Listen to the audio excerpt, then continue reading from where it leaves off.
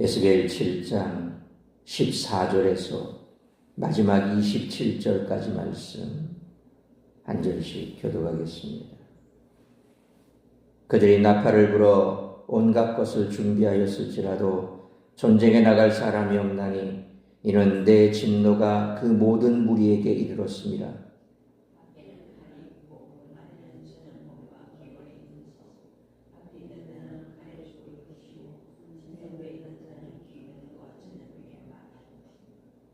도망하는 자는 산 위에 피하여 다 각기 자기 죄악 때문에 골짜기의 비둘기처럼 슬피 울 것이며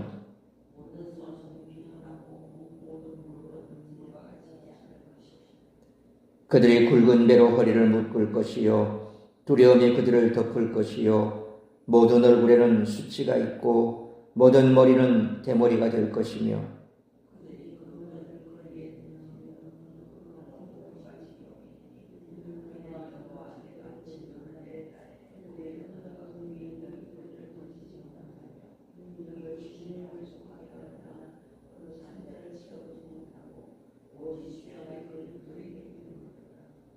그들이 그 화려한 상식으로 말미암아 교만을 품었고 또 그것으로 가증한 우상과 미운 물건을 만들었은즉 내가 그것을 그들에게 오물이 되게 하여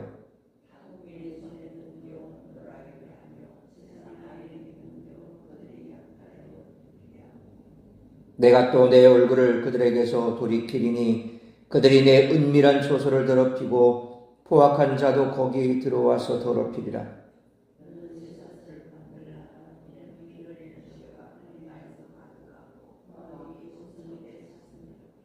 내가 극히 악한 이방인들을 데려와서 그들이 그 집들을 점령하게 하고 강한 자의 교만을 그치게 하리니 그들의 성소가 더럽힘을 당하리라.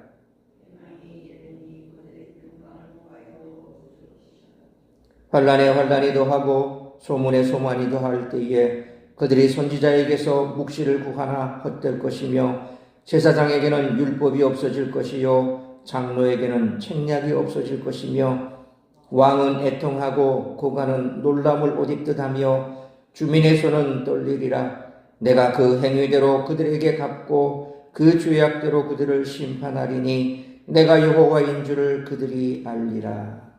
아멘. 하나님의 심판은 남유다 왕국을 유지해온 경제적, 사회적, 종교적, 정치적 체제를 모두 붕괴시킬 것입니다. 그 어떤 체제도 하나님의 심판을 막아낼 수 없습니다. 결국 남유다는 참혹한 멸망을 맞을 것입니다.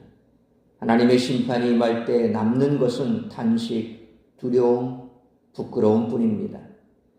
유다 백성들이 자신들을 지켜주리라고 확신했던 것들 역시 하나님의 심판 대상에 불과하기에 어떤 도움도 되지 못합니다.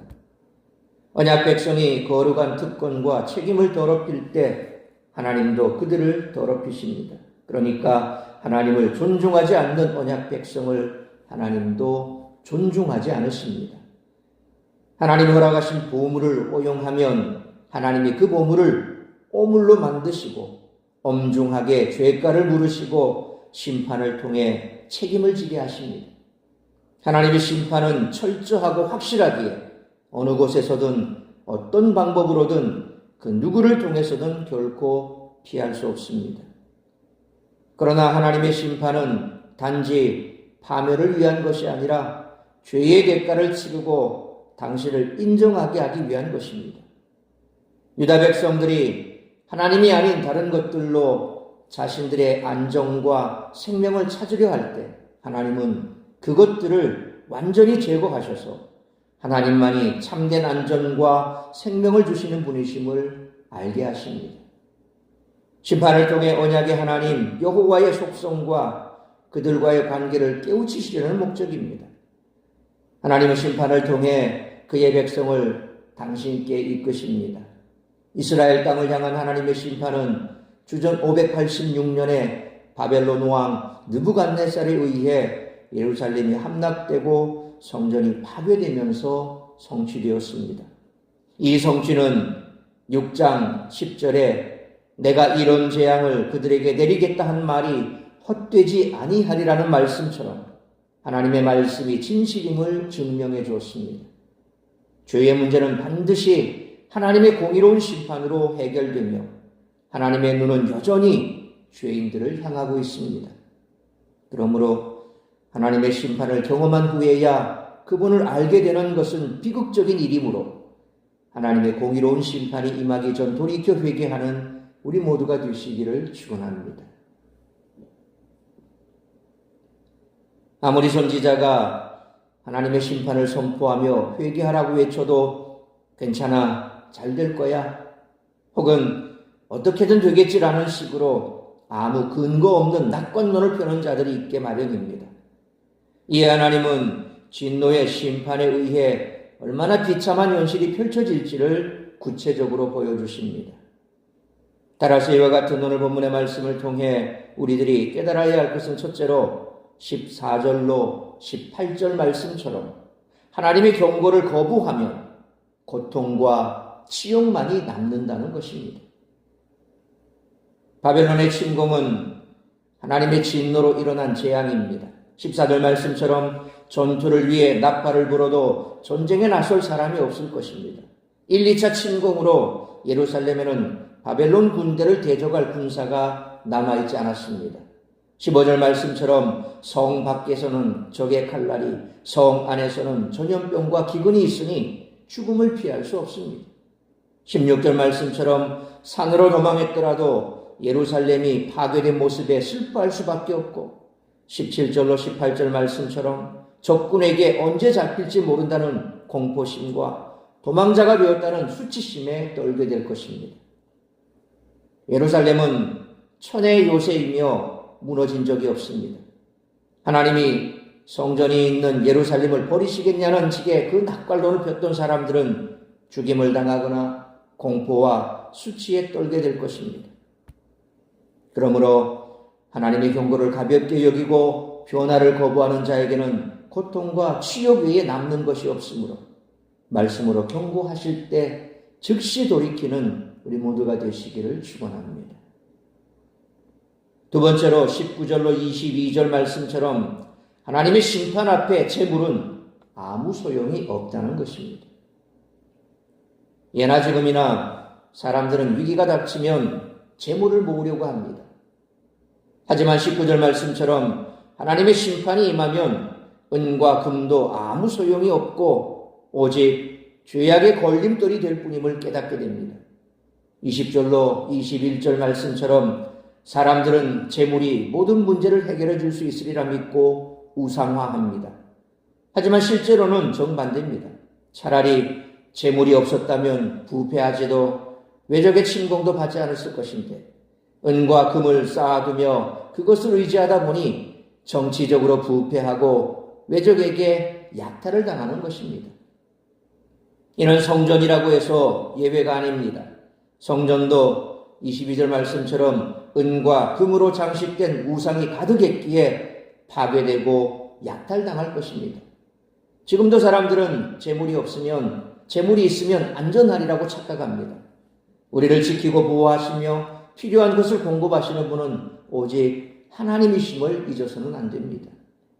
그러므로 재물이 있으면 안전하리라고 착각하지만 하나님의 심판이 임하면 재물은 아무 소용이 없고 오직 죄악의 걸림돌이 될 뿐이므로 우리를 지키고 보호하시며 필요한 것을 공급하시는 하나님만 의지하며 살아가는 우리 모두가 되시기를 축원합니다.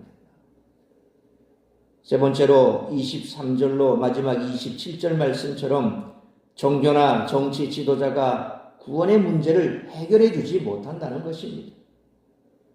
하나님은 23절 말씀처럼 이스라엘 땅에 포악함과 강포가 가득하다고 책망하시며 쇠사슬을 만들라고 명령하십니다. 이는 24절로 25절 말씀처럼 예루살렘이 바벨론에 의해 패망하고 거민들은 자신들을 결박할 쇠사슬을 직접 만들 것임을 암시합니다.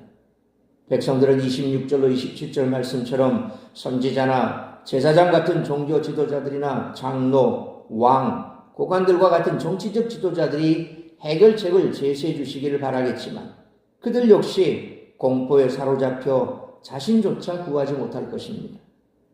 다가오는 패망과 죽음을 바라보며 성 안의 모든 사람이 두려워 떨 뿐 어떤 대책도 세우지 못하고 있는 무력하고 비참한 상황이 그려지고 있습니다. 앞에서 은이나 금과 같은 재물이 그들을 구원해 주지 못했듯 종교나 정치 지도자가 문제를 해결해 주리라고 생각한다면 결국 절망을 경험할 수밖에 없습니다. 우리의 왕은 오직 예수님 한 분뿐입니다. 우리가 모두 예수님을 의지하고 복음 위에 서는 것만이 유일한 인생의 대책입니다. 그러므로 하나님의 심판이 임하면 종교 지도자나 정치 지도자들이 문제를 해결해 주지 못하고 오직 예수님만이 유일한 해결책이시므로 예수님만 믿고 의지하는 우리 모두가 되시기를 축원합니다. 사랑하는 성도 여러분, 하나님을 떠난 백성들은 자기들의 병력과 재물과 통치자에게 의지하려 했지만 심판날에 그 어떤 것도 도움이 되지 못했습니다. 그러므로 하나님이 아닌 재물과 사람을 의지한다고 심판을 피할 수 없고 하나님의 말씀에 순종하며 예수님만 믿고 의지함으로 구원을 얻을 수 있음을 잊지 말고 기도를 통해 주님과 소통하며 주님의 능력으로 살아가는 우리 모두가 되시기를 주님의 이름으로 축원합니다. 기도하겠습니다. 걸어가신 아버지 하나님, 은혜와 사랑을 감사합니다. 오늘도 이 새벽을 깨워 말씀으로 예배로 하루를 시작하게 하시니 감사합니다. 오늘 주신 말씀처럼 이 땅을 살아가면서 물질적인 부분은 우리의 삶에 참 많은 힘을 보태기도 합니다. 그런데 이 물질이 궁극적으로 우리를 구원하지는 못한다는 사실입니다.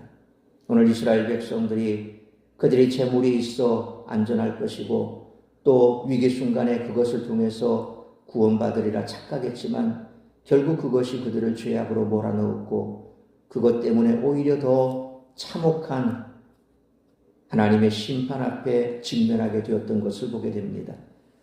물질은 우리의 삶을 평안하게 하고 혹 우리를 편안하게 할 수 있지만 그러나 궁극적으로 그것이 우리의 삶에 구원을 주지 못한다는 사실을 한시라도 잊어서는 안 됩니다.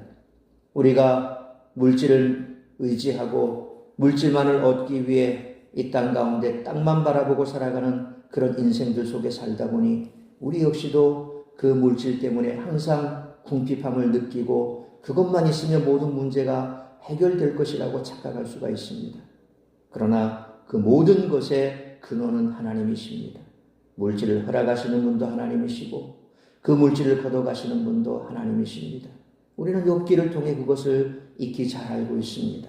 주신 이도 하나님이시요 취하신 이도 하나님이시니 오직 하나님만이 영광 받으실 것이라고 고백했던 그 욥의 고백처럼 우리 역시도 물질에 초연한 마음을 갖기를 원합니다.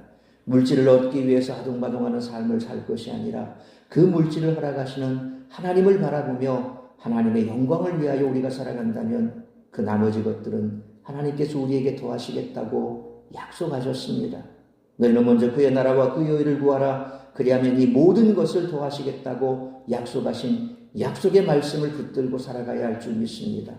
그러므로 물질을 붙드는 삶이 아니라 하나님만을 의지하고 하나님만을 구하는 삶을 살아야 할 것입니다. 궁극적으로 우리에게 구원을 주시는 분은 예수 그리스도를 믿는 믿음입니다. 그러므로 오늘 이 한날도 주를 믿는 믿음으로 주님 앞에 간구하고 기도하고 물질이 아니라 썩지 아니하고 변하지 아니하는 영원한 구원의 기쁨 가운데 살아갈 것이요 또한 세상 속에서 그러한 우리의 삶의 태도를 통해서 사람들은 우리를 통해 주께로 돌아오는 역사가 일어날 것으로 믿습니다. 오늘 이 한날도 나를 통하여 이루고자 하는 하나님의 뜻을 이루고 죄악에서 돌이켜 하나님께서 우리에게 신호를 주실 때에 우리의 삶 가운데 어긋난 것이 있어 하나님 앞에 우상이라 책만 받고 또 그것을 없애기를 원하실 때 오히려 기뻐함으로 말씀에 순종할 때 우리는 구원의 기쁨 가운데 살아갈 것이요 하나님의 안전한 구원의 성 안에 우리가 머물게 될 줄 믿습니다.